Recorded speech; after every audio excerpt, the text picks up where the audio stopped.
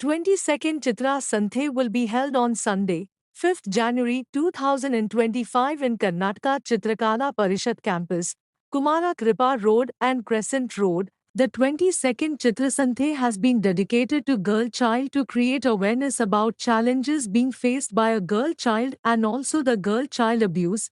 Chitra Saman Awards are being bestowed on senior artists from Karnataka on Saturday, 4th January at 11:30 a.m. Each award carries rupees 50,000 cash and a citation more than 1,500 artists from 20 states.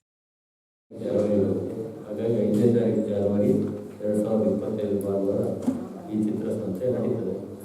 ಚಿತ್ರಸಂತೆ ಬೆಳಿಗ್ಗೆ ಹೆಚ್ಚು ಕಮ್ಮಿ 6 ಗಂಟೆಯಿಂದ ಚಟುವಟಿಕೆ ಪ್ರಾರಂಭ ಆದರೆ ರಾತ್ರಿ 9 ಗಂಟೆವರೆಗೂ ಕೂಡ ಇರ್ತದೆ ಈ ಚಿತ್ರಸಂತೆಯ ಚಟುವಟಿಕೆಗಳು. ಬಹಳಷ್ಟು ಜನ ನೀವೆಲ್ಲ ವರದಿಗಾರ ಈಗಾಗಲೇ ನೋಡಿದ್ದೀರಿ.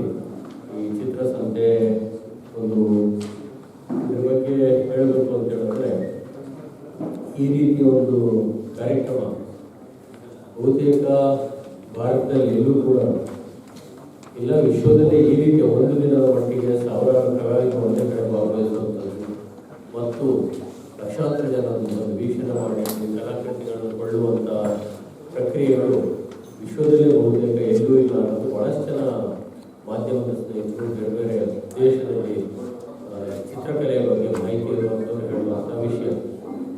ಹಾಗಾಗಿ ಇದೊಂದು ವಿಶಿಷ್ಟವಾದಂಥ ಒಂದು ಸಾಂಸ್ಕೃತಿಕ ಕಾರ್ಯಕ್ರಮವಾಗಿ ಕರ್ನಾಟಕದಲ್ಲಿ ಅಷ್ಟೇ ಈ ಭಾರತದಲ್ಲಿ ಈ ರೀತಿಯ ಒಂದು ವಿಶಿಷ್ಟವಾದ ಕಾರ್ಯಕ್ರಮದ ರೂಪದಲ್ಲಿ ಇದು ನಡ್ಕೊಂಡು ಬರ್ತಾ ಇದೆ.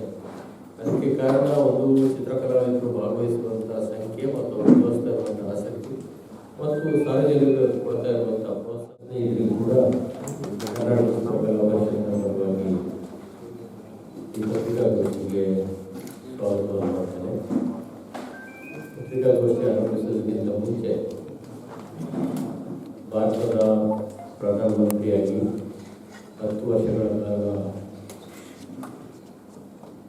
ಜವಾಬ್ದಾರಿಯನ್ನು ನಿರ್ವಹಿಸಿದಂಥ ಮತ್ತು ಒಂದೃಷ್ಟದಲ್ಲಿ ಆಧುನಿಕ ಭಾರತದ ಪಿತಾಮಹ ಅಂತ ಹೇಳ್ಬೋದು, ತನ್ನ ಆರ್ಥಿಕ ಉದಾರೀಕರಣ, ಜಾಗತೀಕರಣ ಮತ್ತು ಖಾಸಗೀಕರಣ ನೀತಿಯಿಂದಾಗಿ ಭಾರತದ ಮಧ್ಯಮ ವರ್ಗ ಮತ್ತು ದುಡಿಯುವ ವರ್ಗ ಮತ್ತು ಉದ್ಯಮಗಳಿಗೆ ಹೊಸ ರೂಪವನ್ನು ಕೊಟ್ಟು ಪ್ರಪಂಚದಲ್ಲಿ ಭಾರತ ಇವತ್ತು ಅತ್ಯಂತ ವೇಗವಾಗಿ ಬೆಳೀತಿರುವ ಆರ್ಥಿಕ ಶಕ್ತಿಯಲ್ಲಿ ಒಂದಾಗಿದ್ದರೆ ಅದಕ್ಕೆ ಅಡಿಪಾಯ ಹಾಕಿದಂಥ ಡಾಕ್ಟರ್ ಮನಮೋಹನ್ ಸಿಂಗ್ ಅವರು ನಿಧನರಾಗಿದ್ದವರ ಅಂತ್ಯಕ್ರಿಯೆ ವಿಧಿವಿಧಾನಗಳು ಈ ಕಾರ್ಯ ಮುಗಿತಾ ಇದ್ದಾವೆ.